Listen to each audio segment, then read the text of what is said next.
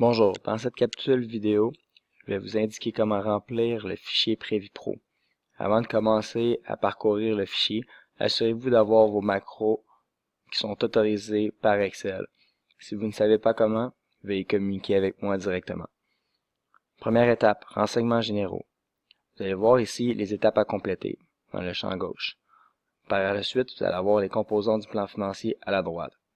Il faut remplir chaque étape afin d'avoir les plans financiers prêts et complètement terminés. Renseignements généraux. Avant d'entrer à chacune des étapes, vous allez avoir un message qui va vous indiquer les éléments à remplir. Une fois que vous avez pris connaissance de ce message, cliquez sur OK et continuez de remplir les différents champs.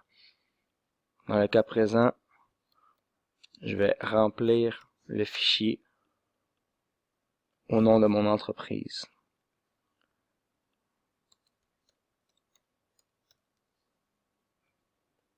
La date de démarrage doit toujours être le premier d'un mois.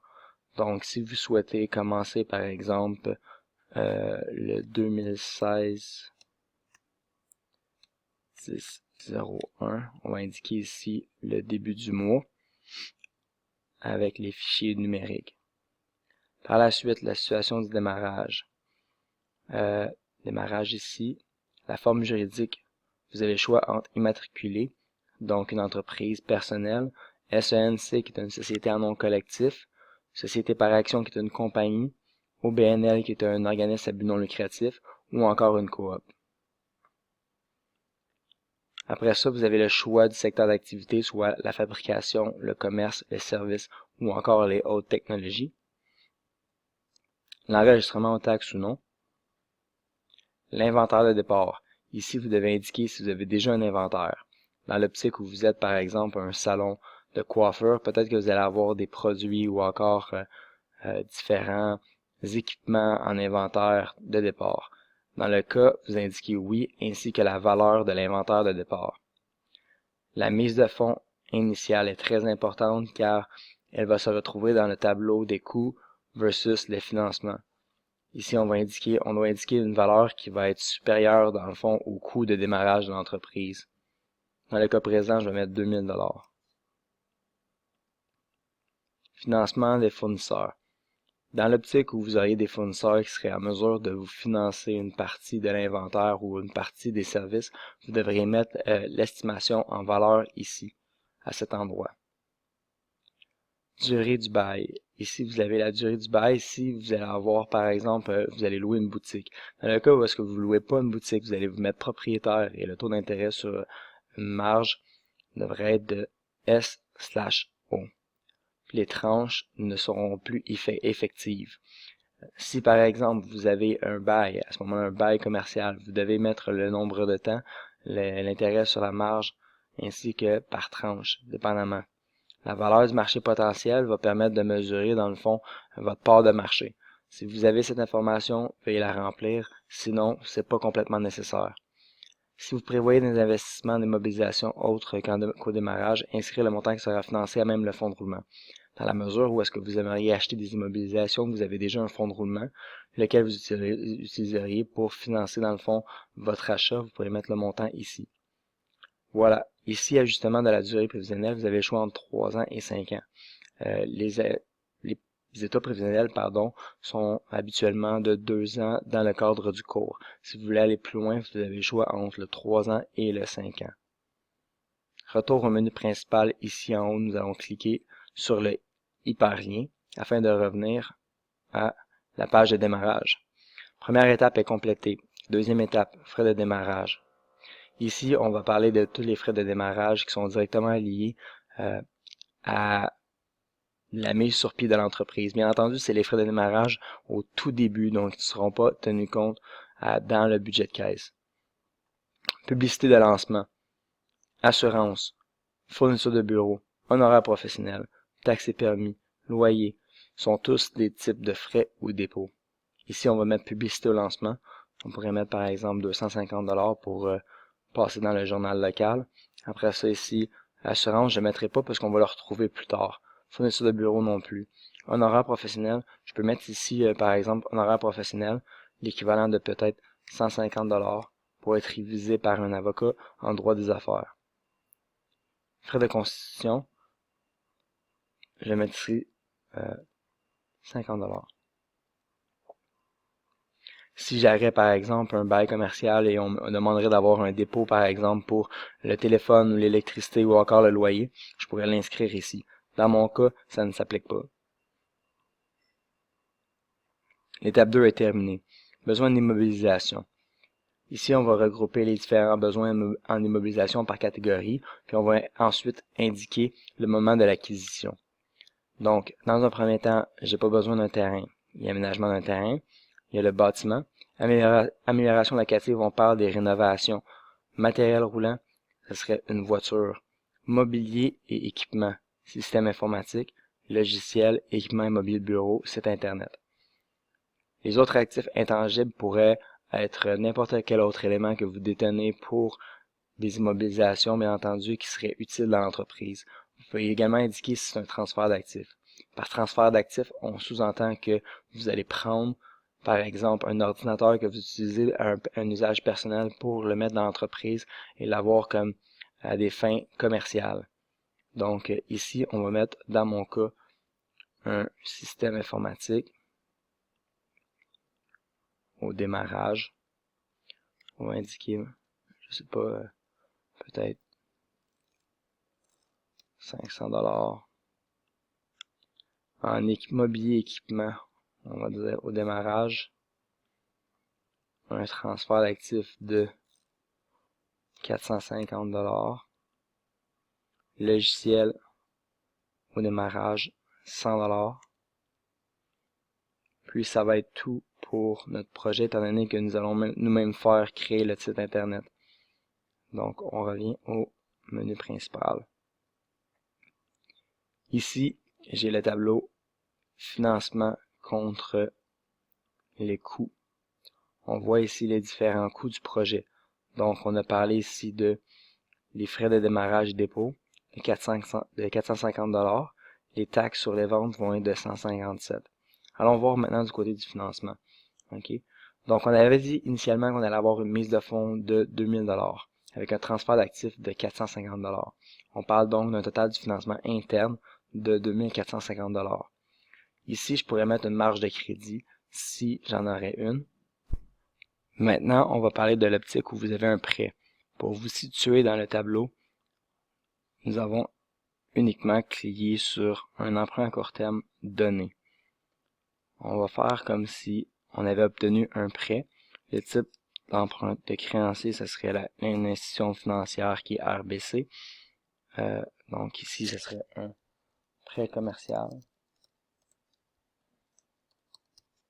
RBC, un montant de 10 000$ avec un taux d'intérêt de 7%.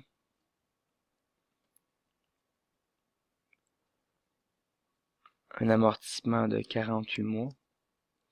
Vous allez voir à ce moment-là, ici, on peut avoir l'option si le prêt est déjà existant ou encore quel est le mois d'acquisition du prêt.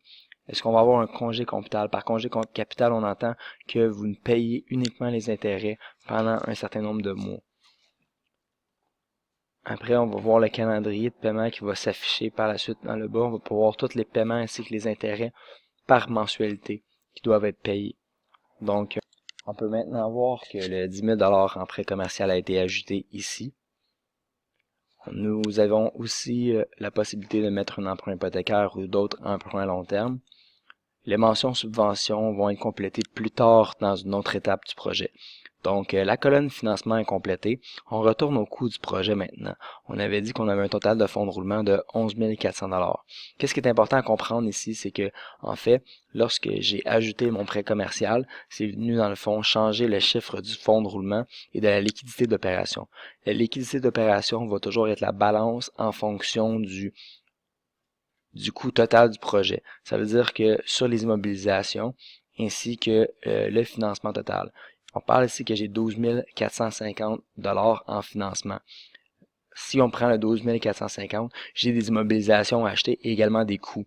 Une fois que je soustrais tous les montants qui figurent dans les coûts de démarrage du financement, il va me rester un total de 10 793 $.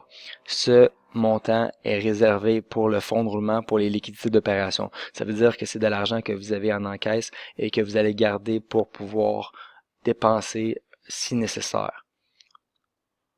Donc ici, on avait les différentes mobilisations, 450 pour le mobilier équipement, système informatique, 500 $, logiciel 100 $. C'est les coûts que nous avons mis dans les immobilisations. Voilà pour le coût du projet versus le financement. À noter que les deux coûts dans le bas doivent toujours balancer, très important dans vos états financiers.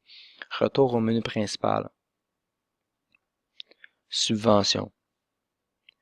Ici, vous avez plusieurs choix de subventions. On parle, par exemple, de la mesure au soutien aux travailleurs autonomes, la STE, la mesure STE. Vous avez ici le nom des promoteurs et les allocations hebdomadaires que vous pouvez avoir. Si ça ne vous concerne pas, inutile de remplir cette section. Dans la mesure où est-ce que vous pensez faire la mesure STA, vous pouvez mettre une allocation hebdomadaire d'approximativement 370 $ par semaine et le nombre de semaines auxquelles vous pensez être en mesure de participer à la mesure. Vous pouvez choisir de faire apparaître le budget ou de ne pas faire apparaître le budget, étant donné que c'est un revenu supplémentaire qui pourrait venir biaiser les états financiers. La subvention 1, programme appui financier à la relève agricole. Si vous avez cette subvention, vous allez remplir les champs ici en mettant le montant total de la subvention et la portion versée au démarrage. Même chose pour jeunes promoteurs de CLD. Vous avez maintenant des subventions qui vont être à champ libre pour vous permettre de remplir, étant donné qu'il y a des subventions qui ne sont pas incluses forcément dans ce fichier. Retour au menu principal. Maintenant, la section la plus importante est la 6.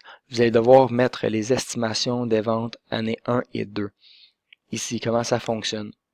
Bien entendu, ça va être des hypothèses de vente. Je devrais avoir au fil de l'année une fluctuation en fonction des différentes ventes que vous allez avoir. Donc, ici, on va commencer dans la colonne de gauche. Vous avez les différents produits. Dans mon cas, ça serait site web. Je peux évaluer que mon site web, par exemple, le prix moyen va être de, je sais pas, je pourrais dire dans ce cas-ci, 2500 $. Juste à titre d'hypothèse. Après ça, je vais mettre la quantité que je pense que je vais vendre en fonction des mois. Ça veut dire que dans une entreprise de démarrage, je pourrais dire, moi, Martin, je vais être en mesure de vendre 5 sites web en octobre. Après ça, un site web en novembre, 3 en décembre, et ainsi va les estimations des ventes. Pour l'instant, je marque un peu n'importe quoi. C'est juste pour vous donner un peu une idée. Maintenant, produit numéro 2. Je vais mettre maintenant dans le cadre, comment je pourrais dire, d'un consultant ou encore dans la mesure où vous offrez un service. Peut-être que vous ne pourrez pas mettre un prix moyen tout simplement sur un bien ou encore votre service en tant que tel. Qu'est-ce qui est possible de faire? C'est de mettre, par exemple, un taux horaire et d'estimer des heures tout simplement. Donc, si je dis que mon taux horaire est de 80 $ de l'heure, je vais pouvoir mettre, par exemple, ici, service web. OK. Ici, je pourrais dire, bon, je vais avoir, par exemple, 10 heures de service web de développement de toutes sortes qui vont être vendus. Un des éléments sur lesquels j'aimerais attirer votre attention est le pourcentage ici. Donc, vous avez différents choix en fonction de vos délais de paiement. Dans un premier temps, vous avez l'argent comptant. L'argent comptant correspond à tout l'argent que vous allez avoir une fois que vous avez livré votre service ou votre produit. Donc, ça pourrait être 100% ici, puis 0% en 30 jours. À ce moment-là, vous allez voir, le montant va s'afficher directement dans le premier mois. OK, on va faire la même chose en haut. Vous allez être en mesure de voir. Voyez-vous, là, à ce moment-là, il n'y a pas d'attente. Il n'y a pas d'attente dans le paiement. Si on met 30 jours, à ce moment-là, 30 jours va se retrouver dans le deuxième mois. Même chose, 60 jours, ça va reporter dans le fond les revenus à 3 mois. Donc, on attend 3 mois avant de recevoir le montant du client. Idéalement, vous devriez avoir tout dans le comptant. Voici pour la première étape. Donc, on termine avec les estimations et l'hypothèse de vente.